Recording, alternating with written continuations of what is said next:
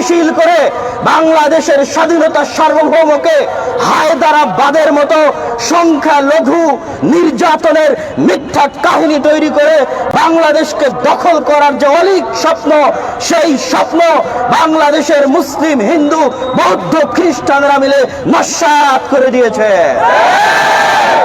এবং আমি আরো স্পষ্ট করে বলে দিতে চাই, এই ধরনের অপপ্রচার এবং উস্কানি যত বেশি চলবে, বাংলাদেশের ঐক্য তত দৃঢ় হবে ইনশাআল্লাহ।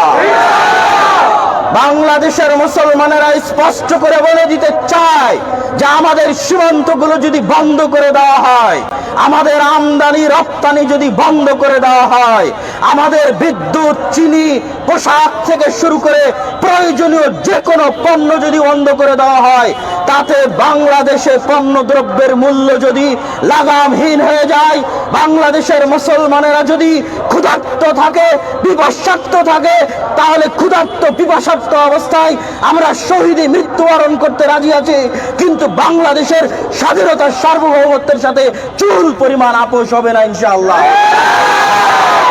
এটি শেরে বাংলার বাংলা, হাজী শরীয়তুল্লাহর বাংলা,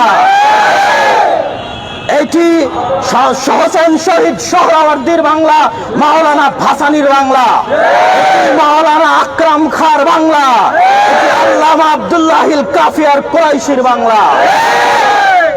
এই বাংলার মুসলমানেরা, শেরে বাংলার উত্তরসূরিরা, হাজী শরীয়তুল্লাহর উত্তরসূরিরা, তিতুমিরের উত্তরসূরিরা জীবন দেওয়া জানে। তারা জীবনের বিনিময়ে হলেও এই 1947 সালে পাওয়া এই মাতৃভূমিকে, মুসলমানদের আবাস স্থলকে আমরা যে কোনো মূল্যে রক্ষা করবই করব ইনশাআল্লাহ। আজকে ইউনাইটেড উম্মাহ কর্তৃক আয়োজিত আজকের এই অনুষ্ঠানে উপস্থিত প্রত্যেক বিভিন্ন বিশ্ববিদ্যালয়ের যে ছাত্র প্রতিনিধিরা উপস্থিত হয়েছেন, তাদের শুকরিয়া আদায় করত। উপস্থিত আইন শৃঙ্খলা বাহিনী, সাংবাদিক ভাই এবং বিভিন্ন মিডিয়া যারা উপস্থিত হয়েছেন, তাদের শুকরিয়া আদায় করত। আমরা আজকে আমাদের এই শান্তিপূর্ণ মানববন্ধনের এখানে ইতি টানছি। আল্লাহ সুবহানাহু ওয়া তাআলা আমাদের বাংলাদেশের স্বাধীনতাকে স্থায়ী করুন, আল্লাহুম্মা আমিন।